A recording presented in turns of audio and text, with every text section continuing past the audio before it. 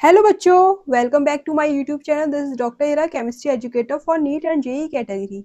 तो बेटा आज हम रेजोनेंस पढ़ेंगे। रेजोनेंस स्टार्ट करते हैं, बहुत अच्छे से पढ़ेंगे, बेसिक से। सबसे टफ पोर्शन है ये, आपको बहुत प्रॉब्लम आती है रेजोनेंस में। अगर आप रेजोनेंस समझ गए तो समझ लीजिए जीओसी आपके लिए बहुत ईजी हो जाएगी। तो मैं आपको ऑर्गेनिक केमिस्ट्री पढ़ा रही हूँ, जिसमें जीओसी में मैंने आपको प्रीवियस लेक्चर में inductive effect and application of inductive effect, उससे रिलेटेड क्वेश्चन सब कंप्लीट करवा दिए हैं। आज हम बात करेंगे रेजोनेंस की। चलिए स्टार्ट करते हैं। रेजोनेंस रेजोनेंस है क्या, इसकी जरूरत क्यों पड़ी? सबसे पहले हम बात कर लेते हैं रेजोनेंस की जरूरत हमें पड़ी क्यों। असल में हुआ क्या, हमें मॉलिक्यूल के रियल स्ट्रक्चर को आइडेंटिफाई करना था। तो उसके लिए हमें दो या दो से ज्यादा स्ट्रक्चर की जरूरत पड़ी, तो उसको रेजोनेटिंग स्ट्रक्चर कहेंगे और ये फिनोमिना रेजोनेंस कहलाएगा। आपस में इंटर कन्वर्ट होंगे रेजोनेटिंग स्ट्रक्चर, और उससे क्या कहेंगे, उस फिनोमिना को रेजोनेंस कहेंगे। रेजोनेंस में होता क्या है वो देखिए, complete transfer of pi electron होता है, या फिर आप कह सकते हो डीलोकलाइजेशन ऑफ इलेक्ट्रॉन। मतलब लोकलाइज्ड नहीं है, लोकलाइज्ड मतलब एक जगह पर इलेक्ट्रॉन रहते हैं, डीलोकलाइज्ड मतलब एक जगह से दूसरी जगह पर इलेक्ट्रॉन ट्रांसफर हो रहे हैं। तो बात एक ही है, complete transfer of pi electron या डीलोकलाइजेशन ऑफ इलेक्ट्रॉन।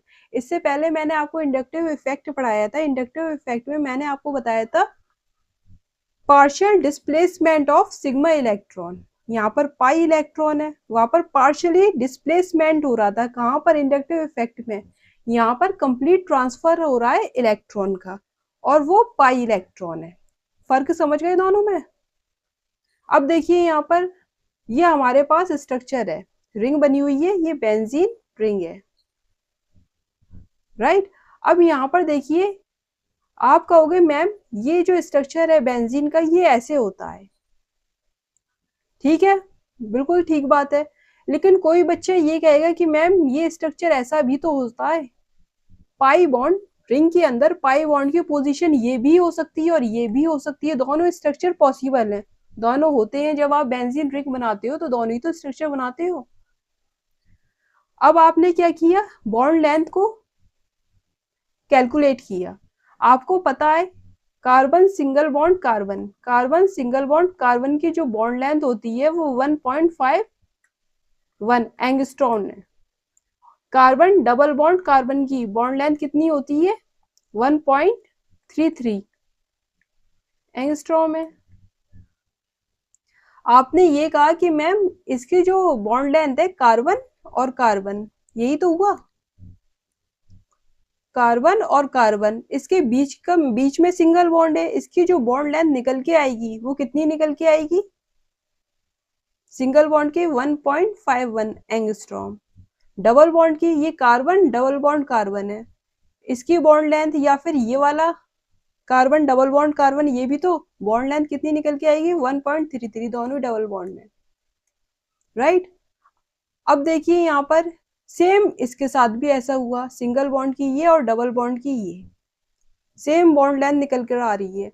बट जो रियल स्ट्रक्चर था, जो रियल मॉलिक्यूल था, जिसको आप प्रूफ कर रहे थे, जिसके लिए आप रेजोनेटिंग स्ट्रक्चर बना रहे थे, रेजोनेंस की फिनोमिना करवा रहे थे, उस रियल स्ट्रक्चर में क्या हुआ, जो बॉन्ड लेंथ है ये, जब आपने रियल स्ट्रक्चर देखा तो बॉन्ड लेंथ कितनी निकल के आई? इस बॉन्ड की जो बॉन्ड लेंथ है वो है 1.39 एंगस्ट्रॉम है। इतनी बॉन्ड लेंथ निकल कर आई। अब आप ये सोचने लगे कि यहाँ पर रेजोनेटिंग स्ट्रक्चर है सिंगल बॉन्ड की, ठीक है, 1.51 एंगस्ट्रॉम होती है। डबल बॉन्ड की, कार्बन डबल बॉन्ड कार्बन की 1.33 एंगस्ट्रॉम होती है।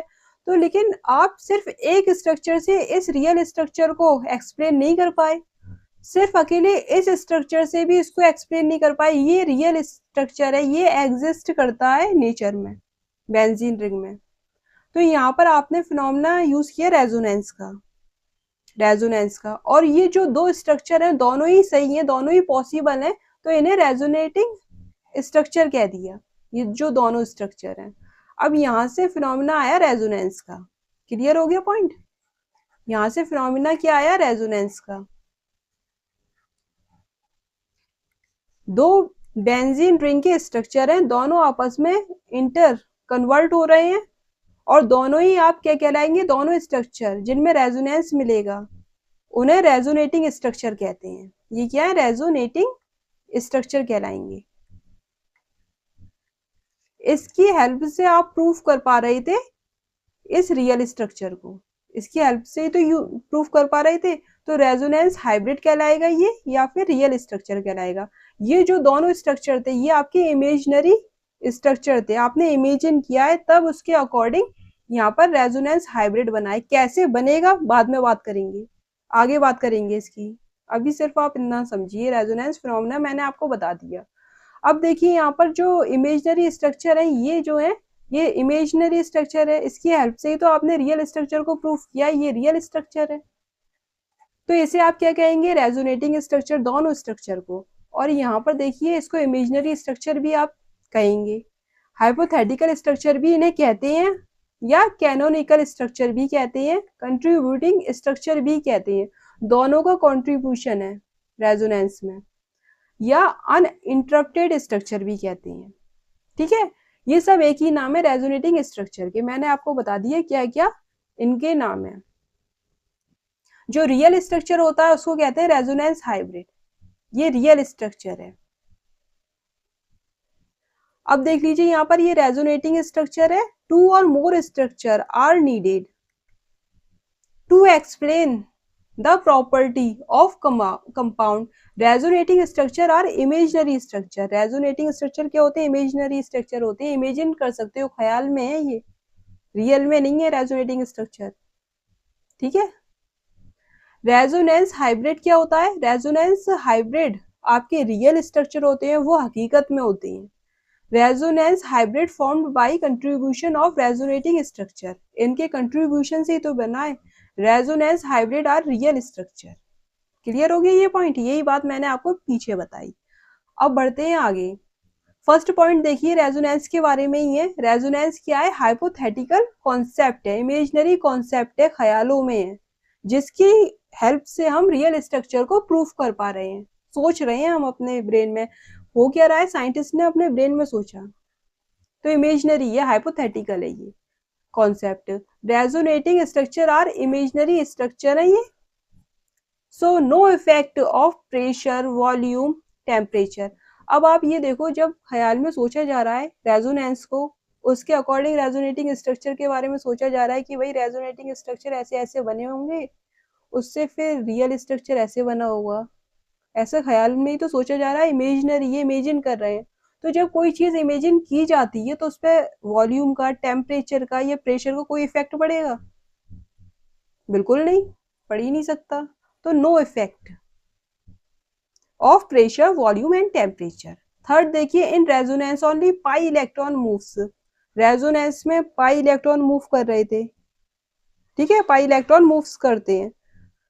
इंडक्टिव इफेक्ट में क्या हो रहा था, सिग्मा इलेक्ट्रॉन का डिस्प्लेसमेंट हो रहा था, पार्शियली मूव नहीं कर रहे थे पूरी तरह से, कंप्लीटली डिस्प्लेसमेंट नहीं था, ट्रांसफर नहीं हो रहे थे, पार्शियली डिस्प्लेसमेंट हो रहा था, किसका, सिग्मा इलेक्ट्रॉन का। यहाँ पर पाई इलेक्ट्रॉन की बात चल रही है, कंप्लीट ट्रांसफर हो रहा है, एक जगह से दूसरी जगह पहुंच जाएंगे।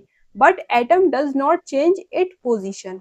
अच्छा, एटम जो है जहाँ है वहीं रहेंगे, वो अपनी पोजीशन से नहीं हिलेंगे, एटम जहाँ है वहीं रहेंगे, वो नहीं हिलेंगे अपनी पोजीशन से, सिर्फ पाई इलेक्ट्रॉन मूव करेंगे, पाई बॉन्ड मूव करेगा, पाई बॉन्ड में पाई इलेक्ट्रॉन्स होते हैं तो वो ही मूव करेंगे। क्लियर हो गया। अब देखिए टॉटोमेरिज्म में क्या होता है, एटम मूव करता है, but tautomerism atom will change it position. अच्छा, टॉटोमेरिज्म मैंने आपको अलग से ये ब्रैकेट में लिख दिया है ताकि आप कंफ्यूज ना हो टॉटोमेरिज्म में और रेजोनेंस में पहचानने में। अगर रेजोनेंस है तो एटम बिल्कुल मूव नहीं करेंगे, टॉटोमेरिज्म में क्या होता है, एटम मूव करता है। क्लियर हो गया। अब देखिए यहाँ पर ये एक एग्जाम्पल है, यहाँ पर देखिए CH3 double bond O CH3, ये मॉलिक्यूल है हमारे पास, कंपाउंड है। इसी तरह ये है, तो ये यहाँ पर देखिए ये क्या एक दूसरे के रेजोनेटिंग स्ट्रक्चर है, ये आपस में एक दूसरे में कन्वर्ट हो रहा है, क्या रेजोनेटिंग स्ट्रक्चर है। देखिए यहाँ पर ये हाइड्रोजन यहाँ पर लगा है, ये हाइड्रोजन अपनी जगह से, इस जगह से उठकर यहाँ पहुंची है, इधर पहुंचा दिया हाइड्रोजन को। मैंने आपको अभी बताया रेजोनेंस में एटम मूव नहीं करता, चाहे हाइड्रोजन हो, कार्बन हो, कुछ भी हो, क्लोरीन हो, ब्रोमीन हो, कुछ भी हो, मूव नहीं करेगा। अगर ऐसा हो रहा है तो ये रेजोनेंस तो हो नहीं रहा, ना ही ये रेजोनेटिंग स्ट्रक्चर हुए, तो क्या हुआ, यहाँ पर टॉटोमेरिज्म हो रहा है। तो इस तरह आप टॉटोमेरिज्म और रेजोनेंस में फर्क करना समझ गए। टॉटोमेरिज्म में क्या होता है, देखिए 1 2 3, थर्ड पोजीशन से हाइड्रोजन को उठाकर फर्स्ट पे ले आओ, फर्स्ट पोजीशन पे, सिर्फ इतना करना है। और 1 2 के जो बीच का डबल बॉन्ड होता है, ये पाई बॉन्ड, इसको 2 3 के बीच में ले आओ। यहाँ पर ये ऐसा ही हो रहा है, तो ये टॉटोमेरिज्म प्रोसेस है, रेजोनेंस नहीं हो रहा। अगर रेजोनेंस होता तो एटम मूव नहीं करता, सिर्फ पाई इलेक्ट्रॉन मूव करेंगे। यहाँ तक आप समझ गए, कोई प्रॉब्लम नहीं है, इजी है। फोर्थ देखिए, resonance is intra molecular process. Intra molecular process, अंदर ही अंदर एक ही मॉलिक्यूल में होती रहती है। So total number of paired electron हो या आपके अनपेयर्ड इलेक्ट्रॉन हो मॉलिक्यूल के अंदर, अनपेयर्ड मतलब सिंगल इलेक्ट्रॉन, पेयर्ड मतलब 2 electron, and also total charge should be conserved in resonating structure. Paired electron हो, मतलब 2 या 2 से ज्यादा रेजोनेटिंग स्ट्रक्चर है, उसमें क्या होता है, चार्ज आपका कंजर्व्ड रहता है। अगर पहले न्यूट्रल मॉलिक्यूल था, कोई भी चार्ज उस पर नहीं था, चार्ज 0 था, तो बाद में भी रेजोनेटिंग स्ट्रक्चर में जो बाद में बनेगा उसमें भी क्या होगा, चार्ज कंजर्व्ड रहेगा। अगर पहले न्यूट्रल था तो अभी भी न्यूट्रल ही रहेगा। अगर पहले पॉजिटिव चार्ज था तो बाद में भी पॉजिटिव चार्ज आएगा। आगे मैं आपको समझाऊंगी तो और समझ में आएगा। पेयर्ड इलेक्ट्रॉन सेम रहते हैं, ऐसा नहीं है कि पेयर्ड इलेक्ट्रॉन एक रेजोनेटिंग स्ट्रक्चर में अलग हो, किसी में 10 हो, किसी में 12 हो, या किसी में 20 हो, किसी में 25 हो, ऐसा नहीं होता, 26 हो। अनपेयर्ड इलेक्ट्रॉन भी सेम रहते हैं। क्लियर हो गया। अब देखिए रेजोनेटिंग स्ट्रक्चर में क्या क्या बात आपको याद रखनी है। यहाँ पर टोटल नंबर ऑफ पेयर्ड हो, अनपेयर्ड इलेक्ट्रॉन हो, सेम रहते हैं रेजोनेटिंग स्ट्रक्चर में। एक से ज्यादा स्ट्रक्चर बन रहे हैं जिनमें आपस में रेजोनेंस फिनोमेना हो रहा है, जिसकी वजह से रियल स्ट्रक्चर को आप प्रूफ कर पा रहे हो। उन स्ट्रक्चर की बात चल रही है, वो रेजोनेटिंग स्ट्रक्चर है, उनके अंदर पेयर्ड और अनपेयर्ड इलेक्ट्रॉन सेम रहते हैं। टोटल चार्ज कंजर्व्ड रहता है। पॉजिटिव चार्ज है तो बाद में भी पॉजिटिव चार्ज रहेगा, एक पॉजिटिव चार्ज है तो एक पॉजिटिव चार्ज आएगा, एक नेगेटिव चार्ज है रेजोनेटिंग स्ट्रक्चर में तो दूसरे रेजोनेटिंग स्ट्रक्चर आप जो बनाओगे उसमें नेगेटिव चार्ज ही रहेगा। अगर न्यूट्रल है पहले वाला रेजोनेटिंग स्ट्रक्चर, बाद में जो आप रेजोनेटिंग स्ट्रक्चर बनाओगे रेजोनेंस फिनोमेना के थ्रू, तो वो न्यूट्रल ही रहेगा। तो चार्ज कंजर्व्ड रहता है, ये बात आपको याद रखनी है। इस तरह आप रेजोनेटिंग स्ट्रक्चर को पहचान पाओगे। अगर इलेक्ट्रॉन इक्वल नहीं है तो वो रेजोनेटिंग स्ट्रक्चर नहीं है, अनपेयर्ड इलेक्ट्रॉन इक्वल नहीं है तो वो रेजोनेटिंग स्ट्रक्चर नहीं है, चार्ज कंजर्व्ड नहीं है तो रेजोनेटिंग स्ट्रक्चर नहीं है। यहाँ देखिए ये 2 रेजोनेटिंग स्ट्रक्चर है, ये रेजोनेटिंग स्ट्रक्चर है, इसी का ही कन्वर्ट होकर ये रेजोनेटिंग स्ट्रक्चर बना दिया। अब यहाँ पर देखो आपको नंबर ऑफ इलेक्ट्रॉन काउंट करने हैं। अब यहाँ पर आप ऐसे भी देख सकते हो, यहाँ पर ये पॉजिटिव चार्ज है, यहाँ पर ये पॉजिटिव चार्ज है, ठीक है। अब यहाँ पर ये जो पाई बॉन्ड है, अगर मैं इस तरफ शिफ्ट कर रही हूँ, कैसे किया ये मैं आपको बाद में बताऊंगी। चार्ज हमें ये देखना है कंजर्व्ड है या नहीं है, तो यहाँ पर एक नेगेटिव चार्ज आएगा और यहाँ पर क्योंकि इस कार्बन ने इलेक्ट्रॉन अपना दिया है तो इसमें पॉजिटिव चार्ज आ जाएगा। अब यहाँ पर देखिए अगर ऐसे स्ट्रक्चर बनता तो चार्ज कंजर्व था, मतलब यहाँ पर पॉजिटिव चार्ज होता तो चार्ज कंजर्व था। अब यहाँ पर हो क्या रहा है, यहाँ पर देखिए हो क्या रहा है, एक पॉजिटिव चार्ज है सिर्फ एक, और यहाँ पर एक पॉजिटिव चार्ज है, ठीक है ये, लेकिन यहाँ पर दो नेगेटिव चार्ज है, तो गलत हो गया ना। अगर एक पॉजिटिव और एक नेगेटिव होता तो ठीक रहता। क्यों ठीक रहता, मैम एक पॉजिटिव एक नेगेटिव एक पॉजिटिव और है, ऐसे थोड़ी। मैं आपको ये बता रही हूँ, ये पॉजिटिव चार्ज, यहाँ पर भी पॉजिटिव चार्ज, इक्वल चार्ज है दोनों रेजोनेटिंग स्ट्रक्चर में। यहाँ पर 2 नेगेटिव चार्ज है तो ये अनइक्वल है, 2 पॉजिटिव होता तो भी अनइक्वल है, लेकिन एक नेगेटिव और दूसरा अगर यहाँ पर पॉजिटिव होता तो यहाँ पर ये नेगेटिव पॉजिटिव आपस में कैंसिल आउट हो जाते, चार्ज इनका 0 रहता, न्यूट्रल हो जाते। तो यहाँ पर ये रेजोनेटिंग स्ट्रक्चर कहलाएंगे एक दूसरे के। बट अगर दोनों नेगेटिव हैं या दोनों पॉजिटिव हैं ये वाले, तो ये रेजोनेटिंग स्ट्रक्चर नहीं है। तो यहाँ पर बात ये आ रही है कि ये आपस में रेजोनेटिंग स्ट्रक्चर है या नहीं है? नहीं है, क्योंकि यहाँ पर दो नेगेटिव चार्ज एक्स्ट्रा आ रहे हैं, नहीं है रेजोनेटिंग स्ट्रक्चर, तो रेजोनेंस भी नहीं पाया जाएगा यहाँ पर। क्लियर हो गया? अब देखिए यहाँ पर CH2 double bond C single bond है, फिर CH2 यहाँ पर ये रेडिकल है और यहाँ पर दो रेडिकल हैं। ये कैसे बना? तो यहाँ पर सबसे पहले रेडिकल का मतलब होता है अनपेयर्ड इलेक्ट्रॉन, एक इलेक्ट्रॉन। सिर्फ आपको अनपेयर्ड इलेक्ट्रॉन काउंट कर लेना है, आपका काम हो जाएगा। यहाँ पर वन अनपेयर्ड इलेक्ट्रॉन है, अनपेयर्ड इलेक्ट्रॉन, यहाँ पर दो अनपेयर्ड इलेक्ट्रॉन है। तो क्या ये दोनों रेजोनेटिंग स्ट्रक्चर हैं? नहीं है, क्योंकि यहाँ पर वन है, यहाँ पर टू अनपेयर्ड इलेक्ट्रॉन है। इक्वल नहीं है ना, वन वन होते तो रेजोनेटिंग स्ट्रक्चर होता, टू टू होते तो रेजोनेटिंग स्ट्रक्चर होता। यहाँ पर अनइक्वल है, तो ये रेजोनेटिंग स्ट्रक्चर ये भी नहीं है, दोनों ही नहीं है।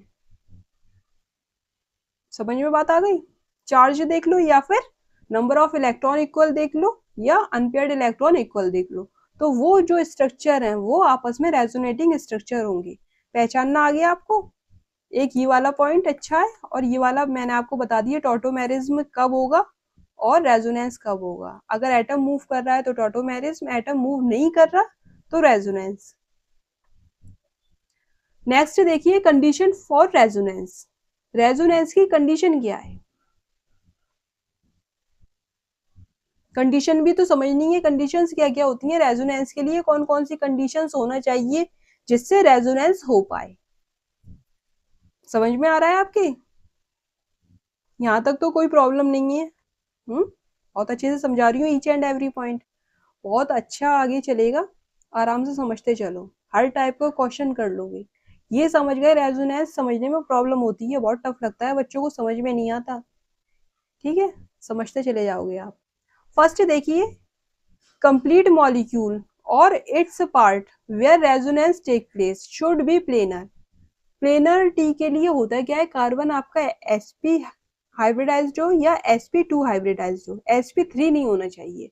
अगर sp3 हाइब्रिडाइज्ड है कार्बन तो वो आपका नॉन प्लेनर है, प्लेनर नहीं है। एक ही प्लेन में बात चल रही है, एक प्लेन ऐसे हो सकता है या ऐसे हो सकता है या ऐसे हो सकता है, प्लेन सिर्फ प्लेन की बात चल रही है, प्लेनर स्ट्रक्चर, राइट। अभी और समझाऊंगी आपको। हैव पैरेलल p ऑर्बिटल, और जरूरी है उनके पास, उन एटम के पास, कार्बन के पास या किसी और एटम के पास p ऑर्बिटल पैरेलल होना चाहिए। जैसे बोरॉन है, कार्बन के अलावा बोरॉन है, उसके पास p ऑर्बिटल पैरेलल होना चाहिए। रेजोनेंस के लिए कंडीशन है, या d ऑर्बिटल पैरेलल होना चाहिए। अब देखिए यहाँ पर प्लेनरिटी होना चाहिए, प्लेनरिटी के लिए कार्बन sp या sp2 हाइब्रिडाइज्ड होना चाहिए।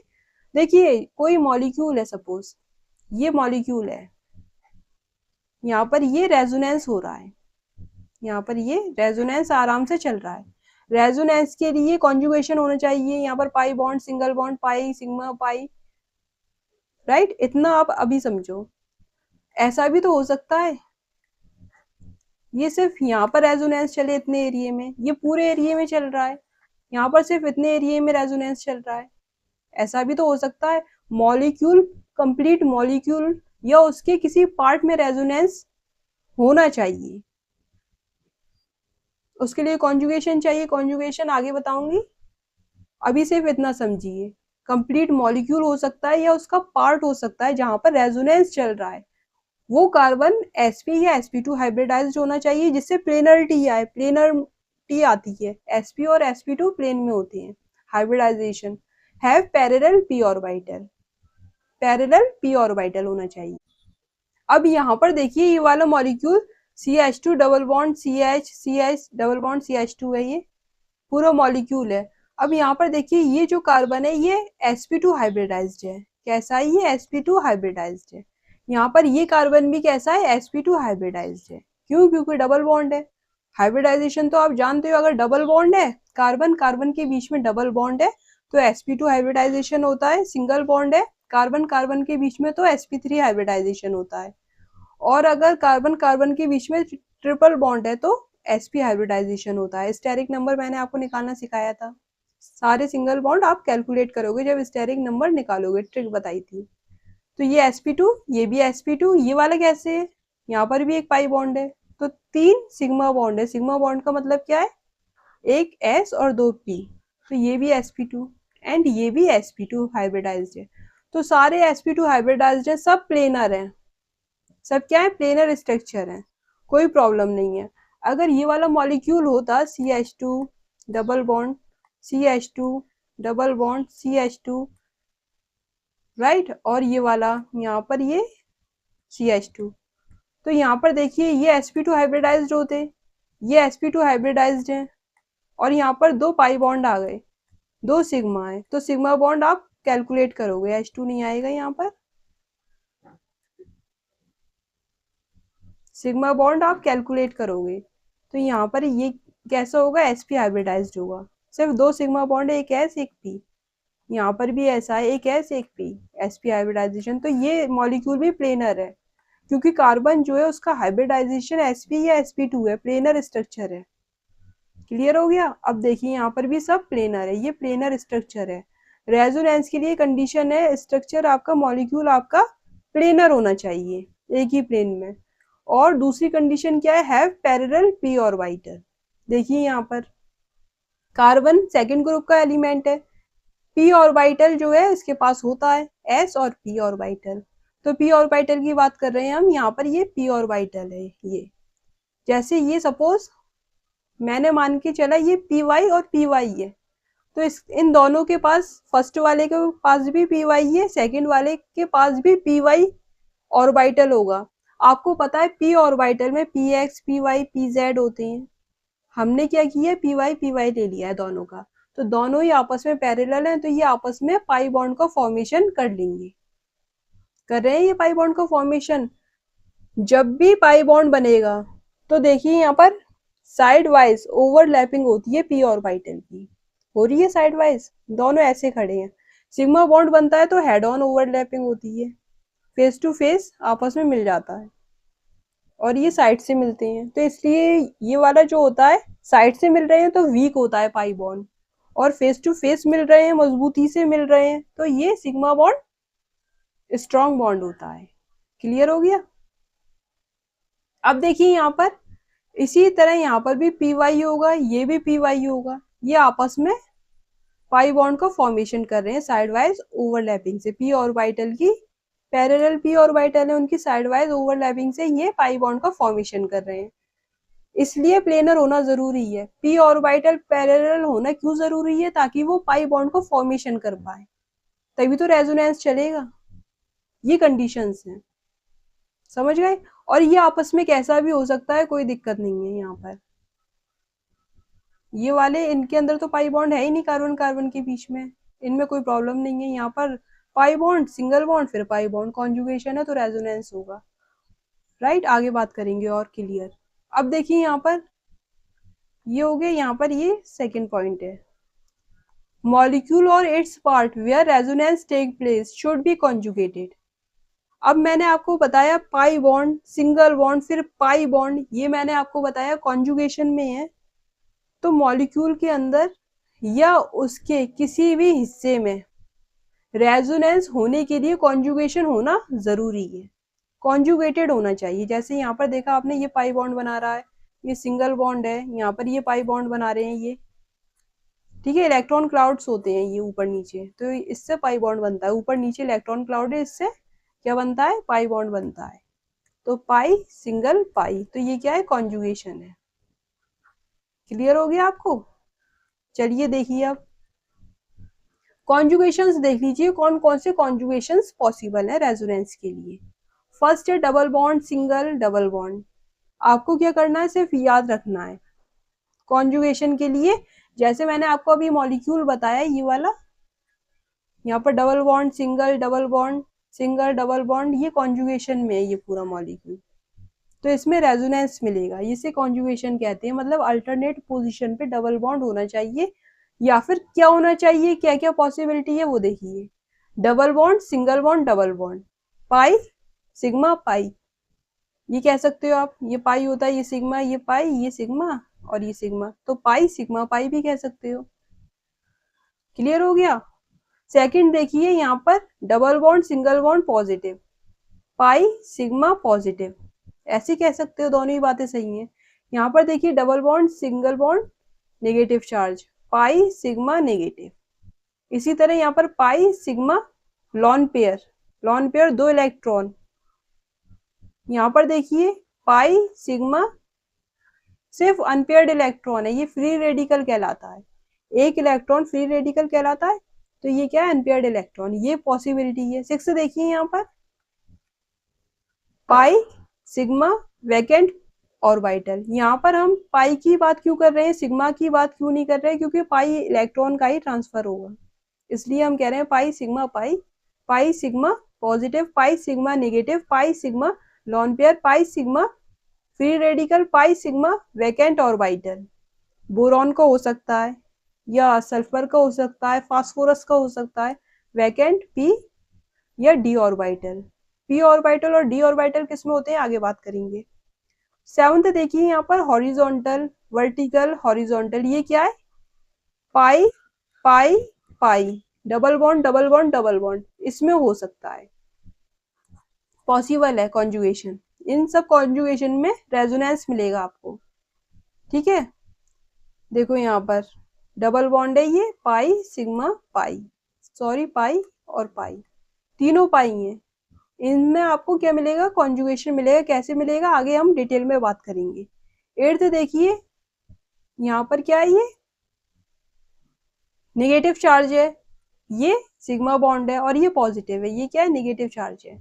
यहाँ पर ये लॉन पेयर है, ये सिंगल बॉन्ड है, यहाँ पर ये सिग्मा बॉन्ड है और ये पॉजिटिव चार्ज है।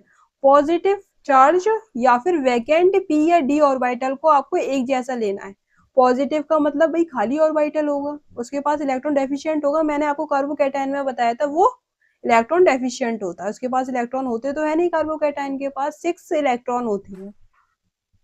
क्लियर हो गया। अब यहाँ पर देखिए क्या हो रहा है, ये देखिए यहाँ पर वैकेंट पी और डी ऑर्बिटल, यह पॉजिटिव चार्ज सेम होगा यहाँ पर। इसी तरह पॉजिटिव चार्ज ले सकते हो आप और vacant P D orbital lone pair के साथ और नेगेटिव चार्ज के साथ, ये नेगेटिव चार्ज है, इसके साथ ले सकते हो। क्लियर हो गया। अगर ये कॉन्जुगेशन है, ये सब कॉन्जुगेशन कहलाते हैं, ये सब पॉसिबिलिटी अगर है तो रेजोनेंस होगा। बहुत सिंपल है, कैसे याद रखोगे, pi sigma pi, pi sigma positive, pi sigma negative, pi sigma lone pair, pi sigma free radical, फिर pi sigma vacant p orbital हो चाहे डी ऑर्बिटल हो सकता है, पाई पाई पाई, ऐसे याद रखोगे। और यहाँ पर देखो negative charge sigma positive vacant P और डी ऑर्बिटल, लॉन पेयर फिर सिग्मा फिर पॉजिटिव या वैकेंट पी और डी ऑर्बिटल, तो ऐसे आपको कॉन्जुगेशन मिलेगा, देखना आपको आ जाएगा। जैसे जैसे हम क्वेश्चंस करेंगे वैसे वैसे आपको देखना आ जाएगा। क्लियर हो गया।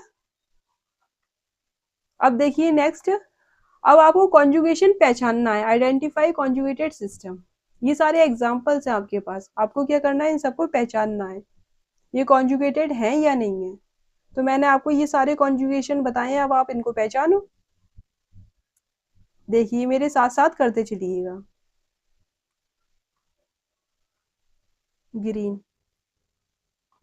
देखिए यहाँ पर क्या है, देखो पाई सिग्मा पाई, पाई सिग्मा पाई, या double bond single bond double bond, conjugation है। इसमें रेजोनेंस होगा, बिल्कुल होगा। सेकंड देखिए यहाँ पर मॉलिक्यूल या मॉलिक्यूल का हिस्सा, पाई सिग्मा पॉजिटिव, बिल्कुल कॉन्जुगेशन है। थर्ड देखिए पाई सिग्मा और यहाँ पर फिर सिग्मा फिर positive, pi sigma positive, conjugation है। पाई सिग्मा फिर पॉजिटिव, नॉट कॉन्जुगेशन, दो बार आ गया ना सिंगल बॉन्ड। फोर्थ देखिए, अब यहाँ पर फोर्थ देखिए यहाँ पर क्या होगा, सिंगल बॉन्ड है फिर डबल बॉन्ड है फिर यहाँ पर ये नेगेटिव चार्ज है, तो इतने हिस्से में आपको कॉन्जुगेशन मिलेगा, पाई सिग्मा नेगेटिव, कॉन्जुगेशन मिलेगा इतने हिस्से में। अब देखो यहाँ पर फिफ्थ वाला, यहाँ पर पाई है, फिर सिग्मा, फिर सिग्मा, फिर यहाँ पर नेगेटिव है, 2 बार सिग्मा कैसे आ जाएगा? पाई सिग्मा नेगेटिव होता है, इस पोजीशन पे अगर नेगेटिव चार्ज होता तो पॉसिबल था। पाई सिग्मा फिर नेगेटिव, नॉट कॉन्जुगेशन। इसमें पॉसिबल है? नो। 6 देखिए, पाई सिंगल बॉन्ड मतलब सिग्मा फिर लॉन पेयर, नहीं है पॉसिबल। 7 देखिए, यहाँ पर देखिए इतने हिस्से में कॉन्जुगेशन हो रहा है, रेजोनेंस चलेगा मॉलिक्यूल या मॉलिक्यूल के पार्ट में कॉन्जुगेशन अगर है तो रेजोनेंस की पॉसिबिलिटी बिल्कुल है। डबल बॉन्ड का मतलब पाई सिग्मा फिर पाई, बिल्कुल है। यहाँ देखिए 8th में पाई सिग्मा और यहाँ पर ये रेडिकल अनपेयर्ड इलेक्ट्रॉन कॉन्जुगेशन में है, इतना हिस्सा तो है कॉन्जुगेशन में, बिल्कुल है। 9th देखिए, पाई सिंगल बॉन्ड फिर पाई फिर सिंगल बॉन्ड फिर यहाँ पर ये नेगेटिव चार्ज, तो इतना हिस्सा तो है कॉन्जुगेशन में। ये वाला sp3 हाइब्रिडाइज्ड है, नॉन प्लेनर है, लेकिन इतना हिस्सा कॉन्जुगेशन में है, ये आपस में तो रेजोनेंस कर लेंगे। ये नहीं कर रहा, चलो इसे हटा लो, हटा दो, देश निकाला कर दो, क्योंकि ये नॉन प्लेनर है। ठीक है, नॉन प्लेनर है, इसको देश निकाला कर दो। लेकिन इतने हिस्से में तो हो रहा है ना कॉन्जुगेशन है, तो रेजोनेंस होगा इस मॉलिक्यूल में, बिल्कुल होगा। पूरे में नहीं हो रहा, लेकिन कुछ हिस्से में तो हो रहा है। क्लियर हो गया? बहुत सिंपल है। 10th देखिए, पाई सिग्मा फिर vacant p orbital, P orbital ऐसे होता है। वैकेंट पी ऑर्बिटल बोरॉन में मिलेगा आपको। जितने भी सेकंड पीरियड के एलिमेंट होते हैं उनके पास डी ऑर्बिटल तो होता नहीं है। 2D आपने सुना है कभी? नहीं होता 2D, पॉसिबल ही नहीं है 2D ऑर्बिटल होना। तो यहाँ पर डी ऑर्बिटल आपको नहीं मिलेगा, वैकेंट पी ऑर्बिटल होता है। क्या होता है? Vacant p orbital. क्लियर हो गया? जैसे ये बोरॉन है, इसका इलेक्ट्रॉनिक कॉन्फ़िगरेशन क्या होगा? यहाँ पर 1s2 2s2 2p1 है। अगर एक्साइटेड स्टेट में है तो एक इलेक्ट्रॉन यहाँ से यहाँ पर उठ के चला जाएगा, तो एक्साइटेड स्टेट में जो कॉन्फ़िगरेशन बनेगा वो क्या बनेगा? 2p2। तो देखिए यहाँ पर s ऑर्बिटल में, s सब शेल में एक ऑर्बिटल होता है, 2 इलेक्ट्रॉन आ गए। एक ऑर्बिटल में 2 इलेक्ट्रॉन आते हैं मैक्सिमम, सिर्फ 2 इलेक्ट्रॉन ही हम फिल कर सकते हैं। यहाँ पर ये 2 इलेक्ट्रॉन है, ये भी 2 इलेक्ट्रॉन है, यहाँ पर 2 इलेक्ट्रॉन है। p सब शेल में 3 ऑर्बिटल होते हैं, एक इलेक्ट्रॉन इसको दे दो, एक इलेक्ट्रॉन इसको दे दो, ये खाली रह गया। ये p ऑर्बिटल है, कैसा है? Vacant p orbital, vacant p orbital. Clear हो गया? किस तरह इलेक्ट्रॉन की फिलिंग है ये क्वांटम नंबर में आप समझते हैं, जब क्वांटम नंबर पढ़ाएंगे तब समझाएंगे आपको। अभी सिर्फ इतना बताया मैंने आपको, ठीक है? p ऑर्बिटल, तो यहाँ पर पाई सिग्मा फिर वेकेंट p ऑर्बिटल, बिल्कुल है पॉसिबल। अगर बोरॉन की जगह कुछ और होता, जिसके पास सल्फर है या फास्फोरस है जिसके पास d ऑर्बिटल होता, तो उसमें भी पॉजिटिव चार्ज, मतलब आगे बात करेंगे, खैर उसकी, अभी कंफ्यूज मत हो। 11th देखिए अभी आप, इसमें पॉसिबल है। 11th देखिए, यहाँ पर ये पाई, यहाँ पर ये सिंगल बॉन्ड है, फिर positive, pi sigma positive, resonance होगा, कॉन्जुगेशन है इसमें, कॉन्जुगेशन होगा तभी तो रेजोनेंस होगा। तो यहाँ पर ये कॉन्जुगेशन में है, देखने में तो लग रहा है, लेकिन नहीं है। क्यों नहीं है? क्यों नहीं है वो देखिए, देखिए यहाँ पर क्या हो रहा है। नाइट्रोजन, पहली बात तो ये सेकंड पीरियड का मेंबर है, जब ये पाई इलेक्ट्रॉन आएंगे यहाँ पर शिफ्ट होंगे, तो इस नाइट्रोजन के पास खाली जगह होना चाहिए, खाली जगह होना चाहिए। तो यहाँ पर देखो नाइट्रोजन का जो स्ट्रक्चर है वो इस तरह है, नाइट्रोजन, यहाँ पर ये हाइड्रोजन एंड ये हाइड्रोजन, और यहाँ पर पॉजिटिव चार्ज है। ये जो डबल बॉन्ड है, इसका पाई इलेक्ट्रॉन जब आएंगे तो ये यहाँ पर इस तरह बनेगा। नाइट्रोजन के पास पहले से ही 8 इलेक्ट्रॉन है और रखने की जगह नहीं है, पहले से ही 8 इलेक्ट्रॉन है, तो ये भाई पसंद क्यों करेगा? पहले से ही इसके पास कितने इलेक्ट्रॉन है? 8 इलेक्ट्रॉन है, तो ये इस बॉन्ड को पसंद नहीं करेगा, लेना नहीं चाहेगा।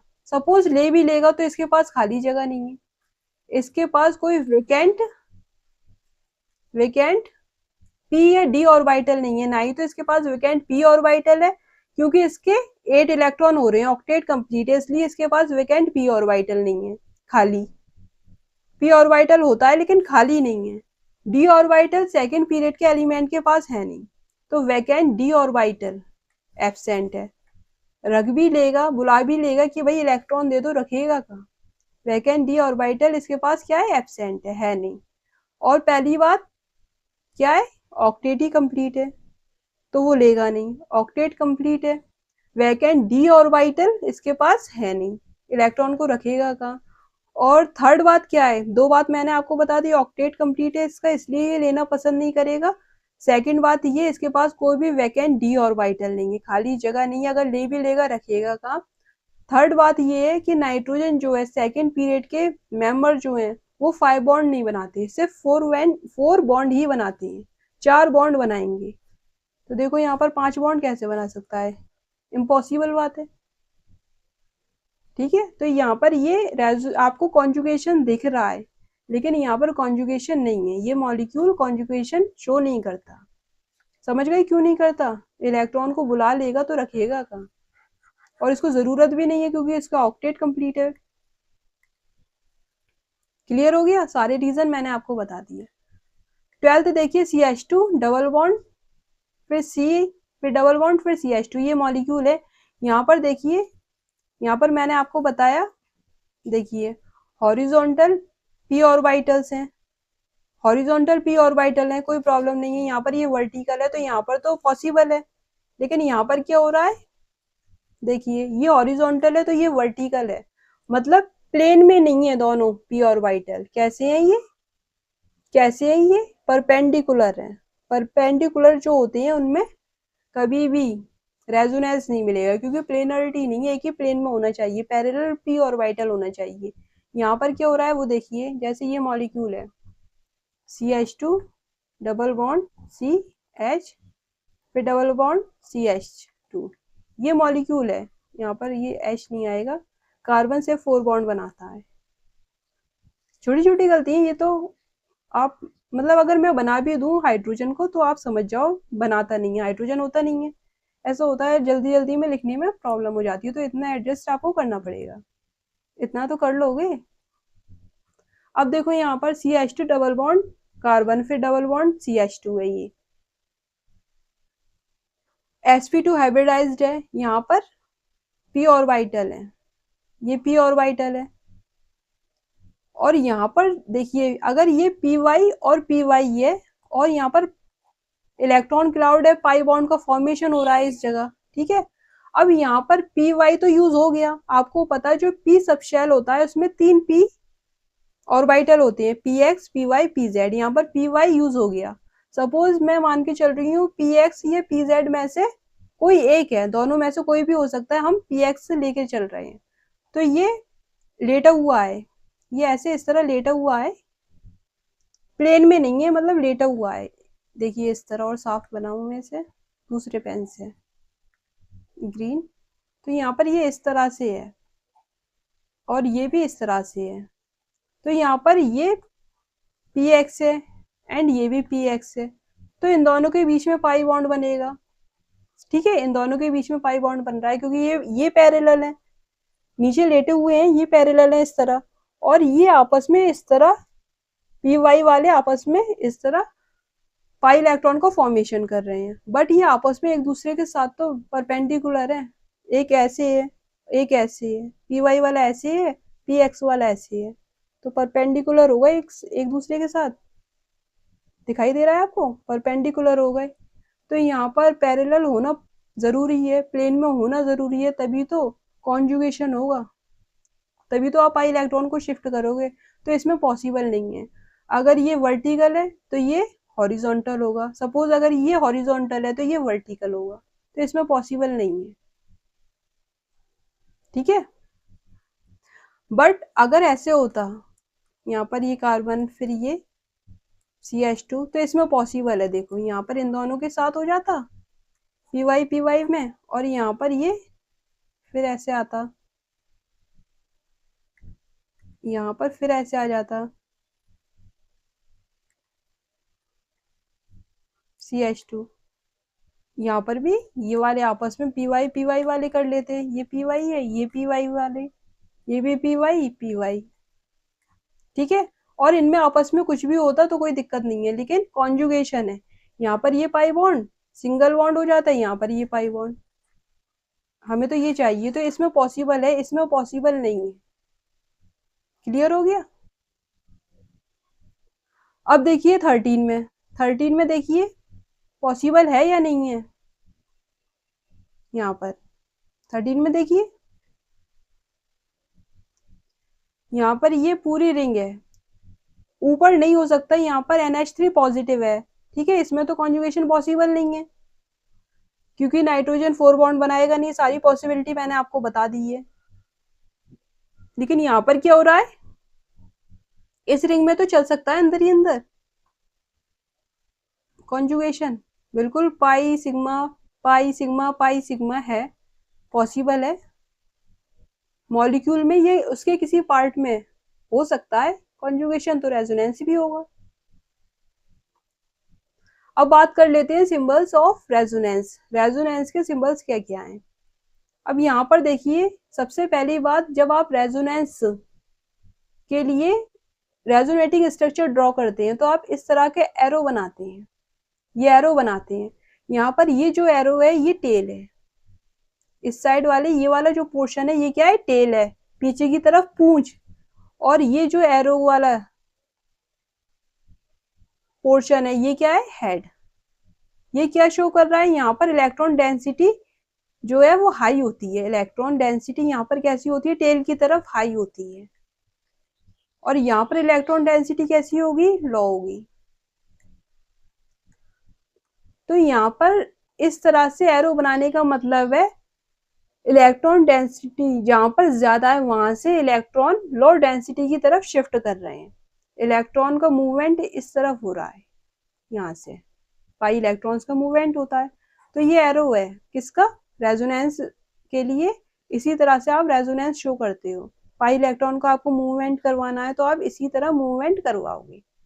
अब देखिए यहाँ पर होता क्या है नेचर में, कुछ भी है, सपोज पानी है, कोई झरना बह रहा है, तो हाई प्रेशर से लो प्रेशर की तरफ बहेगा, ठीक है। अगर आपने सपोज परफ्यूम यूज किया, स्प्रे किया परफ्यूम को, तो जहां पर डेंसिटी ज्यादा थी मॉलिक्यूल्स की, मतलब फ्रेग्रेंस की खुशबू ज्यादा थी, वहां से कम खुशबू की तरफ जाती है खुशबू, तभी तो आपको या आपके किसी फ्रेंड को खुशबू लगती है, खुशबू आ रही है। तो हाई डेंसिटी से लो डेंसिटी की तरफ कुछ भी नेचर में हो रहा है वो मूव करता है, चाहे वो पार्टिकल्स हो, इलेक्ट्रॉन्स हो, या करंट हो, हाई पोटेंशियल से लो पोटेंशियल की तरफ इलेक्ट्रिक करंट फ्लो करता है, ये आपने फिजिक्स में पढ़ा होगा, ठीक है। अगर पानी है तो जहाँ पानी ज्यादा प्रेशर में है वहां से ही तो फ्लो करेगा, झरना बहता है, ये बात आप इस तरह याद रखेंगे। इसी तरह रेजोनेंस होता है तो इलेक्ट्रॉन हाई डेंसिटी से लो डेंसिटी की तरफ शिफ्ट होता है, मतलब ट्रांसफर होता है, कंप्लीट ट्रांसफर होता है पाई इलेक्ट्रॉन का रेजोनेंस में। देखिए यहाँ पर 3 टाइप का आपको एरो दिखेंगे, जब भी आप रेजोनेंस करवाएंगे आपको कितने टाइप के एरो दिखेंगे, 3 तरह के। कौन कौन से एरो हैं, सिंगल हेडेड कर्व एरो, यहाँ पर ये सिंगल हेडेड कर्व एरो कहलाता है, ये वाला जो एरो है। इसका यूज कब करते हैं, यूज इन हेट्रोलाइटिक फिजन में, जब भी हेट्रोलाइटिक फिजन होता है उसमें कैटायन बनता है या एनायन बनता है, मतलब 2 इलेक्ट्रॉन का ट्रांसफर होता है, कैटायन बनेगा या एनायन बनेगा। तो कितने इलेक्ट्रॉन का ट्रांसफर होता है, 2 तरह के, 2 इलेक्ट्रॉन का ट्रांसफर होता है, और 2 टाइप के आपको आयंस मिलेंगे, कैटायन या एनायन। अब देखो यहाँ पर सेकंड है फिश हुक एरो, ये वाला जो एरो है, इसमें क्या होता है, होमोलाइटिक फिजन में आप यूज करते हो, और यहाँ पर सिर्फ एक इलेक्ट्रॉन का ट्रांसफर होता है, जैसे होमोलाइटिक फिजन में हो रहा था, होमोलाइटिक फिजन में ही तो हो रहा था जब सनलाइट के प्रेजेंस में करते हैं। अगर आपको नहीं पता तो आप इतना याद रखो। अब जब 2 रेजोनेटिंग स्ट्रक्चर आप बनाओगे, उसको ड्रॉ करोगे, एक दूसरे में इंटर कन्वर्ट करोगे, तो उसके लिए ये वाला एरो यूज होगा, इसे कहते हैं double headed arrow use in between two resonating structure. RS क्या है? Two resonating structure. इलेक्ट्रॉन का मूवमेंट कैसे होगा? हाई इलेक्ट्रॉन डेंसिटी से लो इलेक्ट्रॉन डेंसिटी की तरफ। टेल है, ये हेड है। हाई से लो मूवमेंट होगा इलेक्ट्रॉन का, पाई इलेक्ट्रॉन का ट्रांसफर होगा। सिंबल समझ गए? अब देखिए flow of electrons in resonating structure. देखो जब भी आप रेजोनेटिंग स्ट्रक्चर बनाओगे तो आप क्या करा रहे हो? पाई इलेक्ट्रॉन का फ्लो करा रहे हो। किसकी तरफ से? किस तरफ होगा वो देखो। यहाँ पर ये नेगेटिव चार्ज है, यहाँ पॉजिटिव चार्ज है, तो यहाँ पर नेगेटिव से पॉजिटिव की तरफ फ्लो होगा। ये एरो बन रहे हैं यहाँ पर, ऐसे फ्लो होगा। नेगेटिव, फिर लॉन पेयर, फिर पाई बॉन्ड, फिर पॉजिटिव चार्ज, तो यहाँ पर ये इस तरफ फ्लो होगा। या किस तरह हो सकता है? नेगेटिव से पॉजिटिव की तरफ फ्लो हो सकता है इलेक्ट्रॉन का, लॉन पेयर से पाई इलेक्ट्रॉन की तरफ फ्लो हो सकता है, या पाई से पॉजिटिव की तरफ, या फिर आपस में ये लॉन पेयर से पॉजिटिव चार्ज की तरफ फ्लो हो सकता है। मतलब इस तरफ ही फ्लो होगा इलेक्ट्रॉन का। क्यों हो रहा है? हाई डेंसिटी से लो डेंसिटी की तरफ। मैंने आपको पढ़ाया था अभी जब इंडक्टिव इफेक्ट पढ़ाया था प्रीवियस लेक्चर्स में, तो मैंने आपको बताया था पॉजिटिव के पास तो इलेक्ट्रॉन की डेफिशिएंसी होती है, गरीब होता है, भिखारी होता है। इसको क्या चाहिए? इलेक्ट्रॉन चाहिए। पॉजिटिव के पास तो हमेशा इलेक्ट्रॉन की कमी होगी बेचारा। नेगेटिव के पास खूब सारे इलेक्ट्रॉन है, ये खुश है कि मैं बहुत पैसे वाला हूँ, रिच हूं मैं। प्रॉब्लम किसके साथ है? ये पॉजिटिव है, ये नेगेटिव है, तो ये इलेक्ट्रॉन लेना चाहेगा और ये इलेक्ट्रॉन देना चाहेगा। इंडक्टिव इफेक्ट में मैंने आपको खूब समझाया था। अब यहाँ पर इन दोनों में मैडम आपने कैसे डिफरेंशिएट किया? यहाँ पर ये लॉन पेयर है और यहाँ पर ये पाई बॉन्ड है। कैसे डिफरेंशिएट करा कि ये लॉन पेयर के पास इलेक्ट्रॉन डेंसिटी ज्यादा होती है पाई इलेक्ट्रॉन से, पाई बॉन्ड से। तो मैं आपको बताऊं, ये जो पाई बॉन्ड है ये बंधे हुए बॉन्ड है ना, इसके पास क्या है? बंधे हुए इलेक्ट्रॉन है। और यहाँ पर लॉन पेयर के पास फ्री है, तो ये आराम से, कोई भी फ्री चीज है नेचर में, अगर कोई भी फ्री चीज है आराम से घूम सकती है। तो यहाँ पर ये जो लॉन पेयर है ये आराम से पाई बॉन्ड को अपने इलेक्ट्रॉन दे सकता है, ठीक है। फिर ये आपस में इधर शिफ्ट हो सकता है, ऐसे रेजोनेंस चलता है, कॉन्जुगेशन आ रहा है। क्लियर हो गया? देखो कोई भी चीज अगर नेचर में फ्री है, जैसे आपके पेरेंट्स हैं वो क्या है? फ्री हैं। और आप क्या कर रहे हो? आप बंधे हुए अपने पेरेंट्स से। कुछ भी पूछा, हम भी कुछ भी पूछ रहे हैं उनसे, अपने पेरेंट्स से, कहीं बाहर जाना है, कुछ करना है, घूम आए, किसी पार्टी में चले जाएं, या कुछ ले आए, या कुछ खा लें, तो ज्यादातर अपने पेरेंट्स से पूछते हैं। तो हम लोग बंधे हुए लोग हैं, है ना। आप या मैं बंधे हुए हैं, और जो पेरेंट्स हैं वो फ्री हैं, वो तो अपनी मर्जी से कुछ भी कर सकते हैं, कुछ भी कर सकते हैं, मार पीट भी सकते हैं हम लोगों को, और ऐसा होता है, पिटते भी हैं। तो यहाँ पर देखिए ये पाई बॉन्ड है, ये हम लोग हैं, हम लोग हैं ये, और ये पेरेंट्स हैं, तो ये फ्री हैं, तो ये इनके पास इलेक्ट्रॉन की डेंसिटी खूब है, तो ये अपने इलेक्ट्रॉन को पाई बॉन्ड की तरफ ट्रांसफर कर सकते हैं। तो ऑर्डर जो है इलेक्ट्रॉन डेंसिटी का, तो सबसे ज्यादा इलेक्ट्रॉन डेंसिटी किसके पास है? नेगेटिव चार्ज के पास है, उसके बाद लॉन पेयर के पास, फिर पाई बॉन्ड के पास। सबसे कम जो गरीब है, बेचारा परेशान है, इलेक्ट्रॉन डेफिशिएंट है, वो पॉजिटिव चार्ज है, ये बहुत परेशान है और ये बहुत खुश है। क्लियर हो गया? इलेक्ट्रॉन का ट्रांसफर कैसे होगा ये मैंने आपको बता दिया। जब क्वेश्चन करेंगे तो आप उस पर अप्लाई करेंगे। अब देखिए यहाँ पर how to draw resonating structure. अब हम बात कर रहे हैं रेजोनेटिंग स्ट्रक्चर को आप किस तरह ड्रॉ कर सकते हो, ठीक है, कैसे ड्रॉ करोगे, अब इस पर बात करते हैं। केस वन देखिए यहाँ पर, केस वन क्या है? कॉन्जुगेशन। अगर आपका पाई बॉन्ड, सिग्मा और पॉजिटिव चार्ज, मतलब डबल बॉन्ड है, सिंगल बॉन्ड है और पॉजिटिव चार्ज है, या पॉजिटिव चार्ज को आप किस तरह ले रहे हो? वैकेंट पी ऑर्बिटल की तरह। बात एक है, पॉजिटिव चार्ज या वैकेंट पी ऑर्बिटल, बात एक ही है। दोनों के पास ही इलेक्ट्रॉन नहीं है, दोनों ही गरीब हैं, तो एक तरह से लेना है।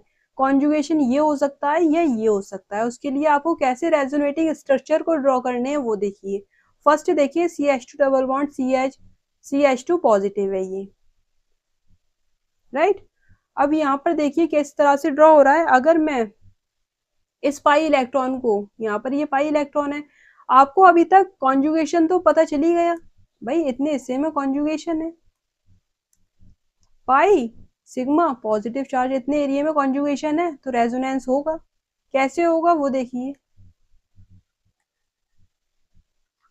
देखिए यहाँ पर कैसे होगा। इस तरफ अगर आप शिफ्ट कर रहे हैं पाई इलेक्ट्रॉन को, टेल को आप पाई इलेक्ट्रॉन की तरफ रखोगे एरो की, हेड को आप किसकी तरफ रखोगे जहां पर इलेक्ट्रॉन की कमी होगी। तो यहाँ पर पाई इलेक्ट्रॉन है, इलेक्ट्रॉन डेंसिटी रिच है, यहाँ पर इलेक्ट्रॉन डेंसिटी कैसी है, कम है, लो है, ये हाई है, ये लो है। तो आप इलेक्ट्रॉन पाई इलेक्ट्रॉन को इस तरफ से इधर शिफ्ट कर रहे हो, बीच में कार्बन और कार्बन के बीच में आप पाई इलेक्ट्रॉन को शिफ्ट कर रहे हो, मतलब पाई बॉन्ड को फॉर्मेशन कर रहे हो, ये पाई बॉन्ड बन गया। क्लियर हो गया। अब क्या बात आई, अब यहाँ पर देखिए इस मॉलिक्यूल में चार्ज कंजर्व्ड है या नहीं है, न्यूट्रल मॉलिक्यूल है, नहीं है neutral molecule. Ma'am positive charge है यहाँ पर, मैम पॉजिटिव चार्ज है। अब यहाँ पर पॉजिटिव चार्ज है तो जो न्यूट्रल था, ये वाला न्यूट्रल था, ये अब पॉजिटिव हो जाएगा। तो आप देखिए दोनों ही रेजोनेटिंग स्ट्रक्चर में चार्ज कंजर्व्ड हो गया, जो न्यूट्रल था वो पॉजिटिव हो गया, जो पॉजिटिव था वो न्यूट्रल हो गया। क्लियर हो गया। तो ये दोनों क्या है, रेजोनेटिंग स्ट्रक्चर है, एक दूसरे में इंटर कन्वर्ट हो रहे हैं।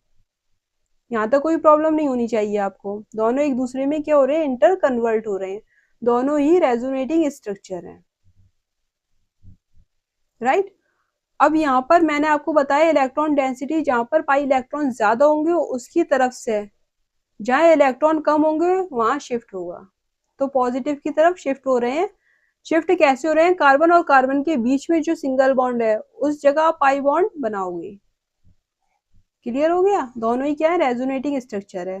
किस तरह से हो रहे हैं ये मैंने आपको इस स्ट्रक्चर में ड्रॉ करके दिखा दिया है।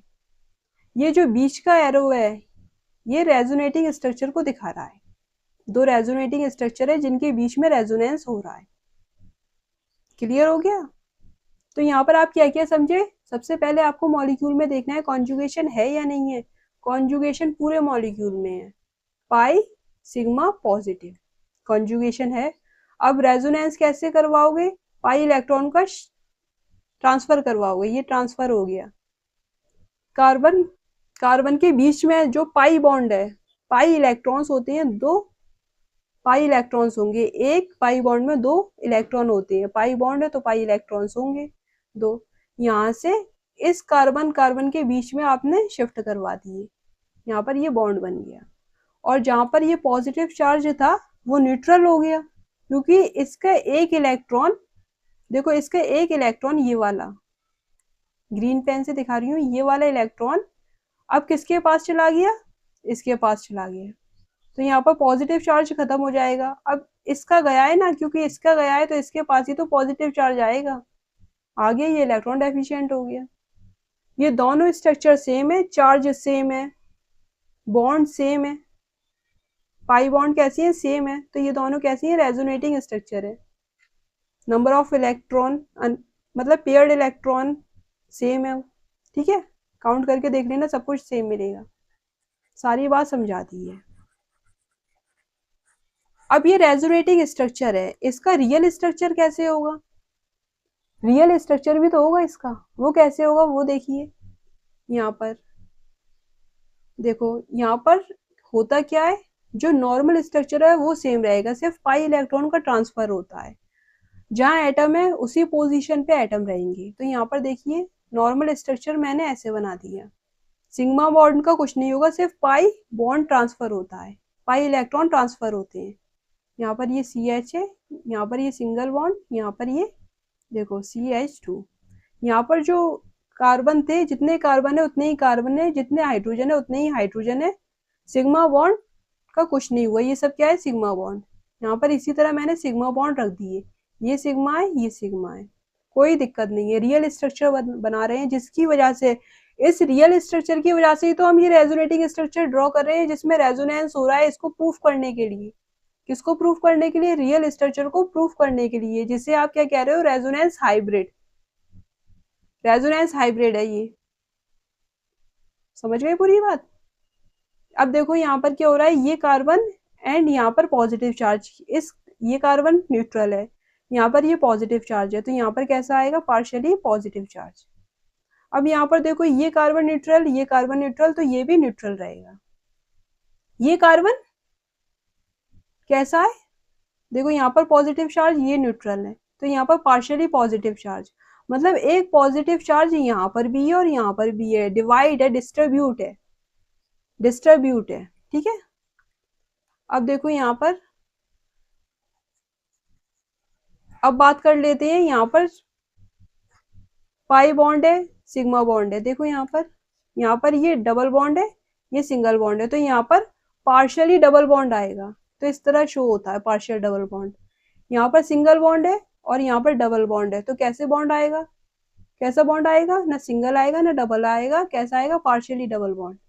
ये आपका रियल स्ट्रक्चर है, ये कैसा है, रियल स्ट्रक्चर, जिसको आप क्या कहते हैं, रेजोनेंस हाइब्रिड, रेजोनेंस हाइब्रिड कहलाता है, यही रियल स्ट्रक्चर है। और ये क्या है, रेजोनेटिंग स्ट्रक्चर है ये दोनों। इसकी हेल्प से ही तो आप इन दोनों की हेल्प से ही तो आप इसको प्रूफ कर रहे हो, जो रियल स्ट्रक्चर है, ये क्या है, आपका रियल स्ट्रक्चर है। क्लियर हो गया, यहां तक आपकी कोई बात समझ में नहीं आया, खैर ऐसा पॉसिबल नहीं है, आ गया होगा, बहुत अच्छे से समझाया ईच एंड एवरी पॉइंट, कोई नहीं समझाएगा आपको ऐसे, ठीक है, यूट्यूब पर तो कोई नहीं समझाएगा। देखो अच्छे से, रेजोनेटिंग स्ट्रक्चर क्या है, रेजोनेंस कैसे हो रहा है, कॉन्जुगेशन क्या है, रियल स्ट्रक्चर को प्रूफ करने के लिए हम रेजोनेटिंग स्ट्रक्चर बना रहे हैं, उसके लिए जो फिनोमेना यूज कर रहे हैं उसे रेजोनेंस कहते हैं। सब काम किस लिए हो रहा है, ये रेजोनेटिंग स्ट्रक्चर क्यों बन रहे हैं, रेजोनेंस हम क्यों करा रहे हैं, रियल स्ट्रक्चर को प्रूफ करने के लिए, इसका स्ट्रक्चर क्या है, इसको प्रूफ करने के लिए बॉन्ड लेंथ क्या है, बॉन्ड एनर्जी क्या है, इन सबको प्रूफ करने के लिए हम रियल स्ट्रक्चर का फॉर्मेशन कर, मतलब रेजोनेटिंग स्ट्रक्चर का फॉर्मेशन कर रहे हैं, मतलब रेजोनेंस बना रहे हैं। ये इमेजिनरी स्ट्रक्चर है ये दोनों।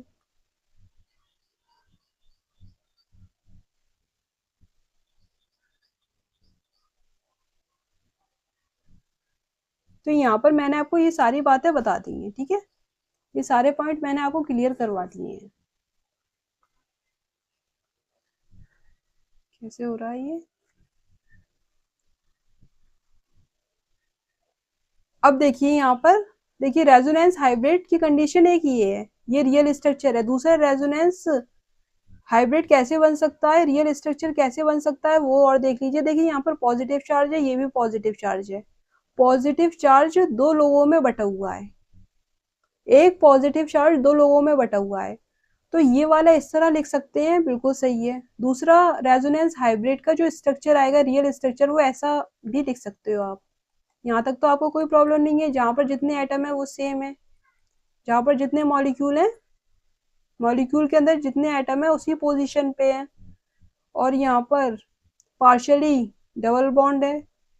अब देखिए यहाँ पर ये जो पॉजिटिव चार्ज है, ये दो लोगों में बटा हुआ है, तो आप इसको कैसे कर सकते हो, +1/2, +1/2। यहाँ पर तो आया ही नहीं, यहाँ पर तो ये न्यूट्रल है, इसके पास तो पॉजिटिव चार्ज आया ही नहीं, तो ये रेजोनेंस हाइब्रिड का ये दूसरा स्ट्रक्चर भी होगा, ठीक है। इस तरह ये दूसरा स्ट्रक्चर भी आपका बन जाएगा। सेकंड देखिए यहाँ पर, ये वाला मॉलिक्यूल हम उधर बना लेते हैं। सेकंड देखिए यहाँ पर ये मॉलिक्यूल है। अब यहाँ पर देखिए, यहाँ पर आप कैसे रेजोनेंस करवाएंगे, सिंपल, यहाँ पर ये पाई इलेक्ट्रॉन है, ये पाई इलेक्ट्रॉन है, यहाँ पर पॉजिटिव चार्ज है, कॉन्जुगेशन है, बिल्कुल है, पाई सिंगल पॉजिटिव चार्ज, ठीक है, पाई सिग्मा पॉजिटिव चार्ज, पूरे में कॉन्जुगेशन है, पूरे मॉलिक्यूल में।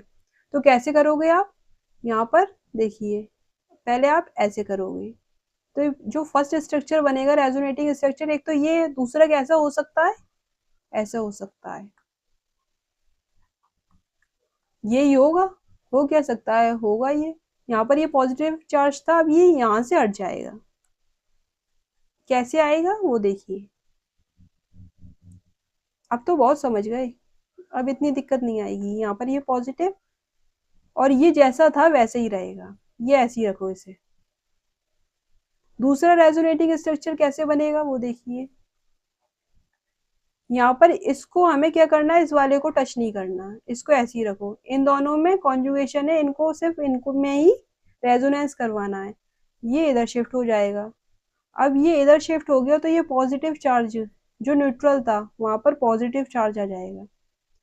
अब देखिए यहाँ पर, अब अगर आप कोई रेजोनेटिंग स्ट्रक्चर बनाते हैं, देखो यहाँ पर जब भी रेजोनेंस करवाओगे अगर ऐसे चलोगे तो ऐसे ही चलना है आपको, अगर आप ऐसे चल रहे हो तो ऐसे ही चलना है, एक ही तरफ एक ही डायरेक्शन को पकड़ना है। कब तक? जब तक मॉलिक्यूल सेम मॉलिक्यूल में जो स्ट्रक्चर है वो रिपीट ना हो जाए, जहाँ पॉजिटिव चार्ज है वहीं पॉजिटिव चार्ज आ जाए, जहाँ पर पाई बॉन्ड है वहीं पर ही पाई बॉन्ड आ जाए। तो इस तरह चलना है, एक डायरेक्शन को पकड़ना है। क्लियर हो गया? एक डायरेक्शन को आप पकड़ोगे। मैंने भी क्या किया है, सिर्फ एक डायरेक्शन को पकड़ा है। कैसे पकड़ा है देखिए, इस तरफ चल रही हूँ तो इस तरफ ही चल रही हूँ। देखिए यहाँ पर इस तरफ चली, फिर यहाँ पर इस तरफ चले, ठीक है, सेम एरो आ रहा है, बात एक ही है, इसी तरफ चलना है। क्लियर हो गया? ये वाला स्ट्रक्चर बन गया। अब देखिए यहाँ पर पॉजिटिव चार्ज यहाँ से यहाँ पर आ गया। अगर मैं ये स्ट्रक्चर, इस स्ट्रक्चर में कुछ चेंजेस ला रही हूँ, सपोज यहाँ पर मैं इस तरफ चल रही हूँ, ये इस तरफ चल रही हूँ, तो यहाँ पर ये स्ट्रक्चर बन जाएगा, है ना? कैसे स्ट्रक्चर बन रहा है? ये वाला स्ट्रक्चर बनेगा, सॉरी ये वाला बनेगा। अगर हम क्या कर रहे हैं, जैसे ये वाला स्ट्रक्चर है, ये वाला, तो इसमें कोई भी चेंजेस कर रहे हैं तो ये दोनों स्ट्रक्चर में से दोनों ही बन रहे हैं, है ना? दोनों में से कोई भी एक बन जाएगा, कोई तीसरा स्ट्रक्चर नहीं बन रहा।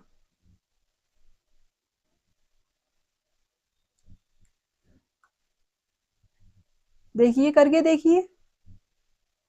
सबसे पहले तो हमने सिंगल डायरेक्शन पकड़ी, सिर्फ एक ही डायरेक्शन पकड़ी। इस तरह हमने जब ये डायरेक्शन पकड़ी तो पॉजिटिव चार्ज यहाँ पर था, यहाँ पर आ गया। अब हम किसी तरह का कोई भी चेंज कर रहे हैं, मैं ये पाई इलेक्ट्रॉन को शिफ्ट कर रही हूँ यहाँ पर, तो स्ट्रक्चर क्या बनेगा, यहाँ पर पाई बॉन्ड आ गया इधर, और पॉजिटिव चार्ज यहाँ आ जाएगा, ठीक है। और अगर मैं शिफ्ट यहाँ पर कर रही हूँ, इस पाई बॉन्ड को इस तरफ शिफ्ट कर रही हूँ, ये वाला इधर कर दीजिए, ठीक है, इधर शिफ्ट कर रहे हैं, तो स्ट्रक्चर कैसा बन जाएगा, इस जैसा बन जाएगा। तो इतने ही पॉसिबल स्ट्रक्चर हैं, 3 स्ट्रक्चर जो है वो पॉसिबल स्ट्रक्चर है। कुछ भी कर रहे हैं तो ऊपर वाले रिपीट हो रहे हैं, तो 3 स्ट्रक्चर आपके पॉसिबल हैं इसमें। अब रेजोनेंस हाइब्रिड बना लेते हैं। रेजोनेंस हाइब्रिड कैसे बनेगा? जो नॉर्मल स्ट्रक्चर है, स्केलेटन है, वो सेम रहेगा। देखो ये सेम है। अब यहाँ पर देखो, यहाँ पर ये डबल बॉन्ड है, यहाँ पर डबल बॉन्ड है, ये सिंगल बॉन्ड है, तो यहाँ पर पार्शियली डबल बॉन्ड आ जाएगा। यहाँ पर ये सिंगल बॉन्ड है, ये सिंगल बॉन्ड है, यहाँ पर ये डबल बॉन्ड आ गया, तो पार्शियली डबल बॉन्ड। यहाँ देखो डबल बॉन्ड, फिर सिंगल, तो पार्शियली डबल बॉन्ड। यहाँ पर सिंगल बॉन्ड, यहाँ पर डबल, ये डबल, तो यहाँ पर पार्शियली डबल बॉन्ड आ गया। अब ये पॉजिटिव चार्ज जो है वो कितनी जगह गया, ये यहाँ पर आया और इस कार्बन के पास आया, इस कार्बन के पास आया। तो यहाँ पर देखिए पार्शियली पॉजिटिव चार्ज इधर आएगा partially positive charge, and partially positive charge इधर आएगा। तो ये रेजोनेटिंग जो है स्ट्रक्चर का रियल स्ट्रक्चर है, मतलब ये रेजोनेंस हाइब्रिड है, और यही आपका रियल स्ट्रक्चर है। इन सारे रेजोनेटिंग स्ट्रक्चर का बनाना आ गया आपको, इस तरह आपको बनाना है, आगे और क्लियर हो जाएगा, ठीक है, इस तरह बनेगा। अच्छा यहाँ पर हमने प्लस, देखो यहाँ पर प्लस जो है पॉजिटिव चार्ज 3 जगह डिस्ट्रीब्यूट हो रहा है, यहाँ पर हमने प्लस 1/3 क्यों नहीं करा? एक प्लस चार्ज 3 जगह डिस्ट्रीब्यूट हो रहा है तो प्लस 1/3 क्यों नहीं करा? देखो यहाँ पर ये 1 डिग्री कार्बोकैटायन है, यहाँ पर ये 2 डिग्री कार्बोकैटायन है, यहाँ पर 1 डिग्री कार्बोकैटायन है, तो अलग अलग कॉन्ट्रीब्यूशन है, सेम स्ट्रक्चर नहीं है। अगर सेम होता, जैसे मैंने आपको पीछे बताया, प्लस 1/2 कर सकते हैं, या प्लस 1/3 कर देते हैं। यहाँ पर सेम कंट्रीब्यूशन नहीं है, हमें नहीं पता कौन सा कार्बन 2 डिग्री 1 डिग्री में कितना पॉजिटिव चार्ज आ रहा है, इसलिए हमने पार्शियली पॉजिटिव चार्ज यूज किया। क्लियर हो गया? सिर्फ इतना काम करना है, आपको समझ में आ गया होगा। अब मैंने आपको ये सारे स्ट्रक्चर जो हैं वो ड्रॉ करने सिखा दिए हैं। फर्स्ट वाला ये है एंड सेकंड वाला ये है। थर्ड वाला देखिए यहाँ पर ये है, तो मैं आपको कल बताऊंगी अच्छे से, क्योंकि लेक्चर की ड्यूरेशन बहुत ज़्यादा हो जाएगी और आप बोर हो जाओगे। तो हम आगे कंटिन्यू करेंगे नेक्स्ट लेक्चर में। ये देखिए यहाँ पर फिर उसके बाद मैं आपको ये बताऊंगी पाई बॉन्ड, सिंगल बॉन्ड है, जो सिग्मा बॉन्ड है नेगेटिव के बीच में कैसे कॉन्जुगेशन के साथ रेजोनेटिंग स्ट्रक्चर बनते हैं, रियल स्ट्रक्चर क्या होगा। यहाँ पर पाई बॉन्ड है, सिंगल है, लॉन पेयर है, वैकेंट डी ऑर्बिटल है, या बैक बॉन्डिंग कैसे होती है, किस तरह से रेजोनेंस होता है, या उसके साथ उसकी स्टेबिलिटी क्या है। रेजोनेटिंग स्ट्रक्चर आपको ड्रॉ करके दे देगा क्वेश्चन में और पूछेगा कौन सा ज़्यादा स्टेबल है। तो वो सारे क्वेश्चंस हम करेंगे आगे। ओके, आगे क्वेश्चन मैं आपको और समझाऊंगी और सारे रेजोनेटिंग स्ट्रक्चर ड्रॉ करना सिखाऊंगी। एक आध लेक्चर आप मिस करोगे तो आपको केमिस्ट्री में स्ट्रॉन्गनेस फील नहीं होगी। केमिस्ट्री के सारे lecture A to Z classes free हैं यहाँ पर। कोहिनूर सीरीज में सारी क्लासेस आपको फ्री मिलेगी। ये नीट वाले बच्चे, जेई वाले बच्चे, साथ में क्लास 11th और 12th क्लास वाले बच्चे हैं, वो सब देख सकते हैं। आपको कोई फ्रेंड है, ये जानने वाला हो, है ना, नेबर्स हो, तो आप ज़रूर बताइए उनको। नीट की प्रिपरेशन कर रहे हैं, जेई की प्रिपरेशन कर रहे हैं। चैनल को आप सब्सक्राइब कर लो, डॉक्टर हिरा फिरदौस, ये मेरा चैनल है, आप इसको सब्सक्राइब ज़रूर कर लेना। शेयर करो अपने फ्रेंड के साथ, ज़्यादा से ज़्यादा शेयर करो ताकि उनकी भी हेल्प हो सके। कमेंट्स करो, लाइक करो वीडियो को। ये टेलीग्राम लिंक है, आप इसको ज्वाइन कर सकते हो। टेलीग्राम को QR कोड है, स्कैन कर कर भी आप हमारे टेलीग्राम ग्रुप को ज्वाइन कर सकते हो। So thanks for watching.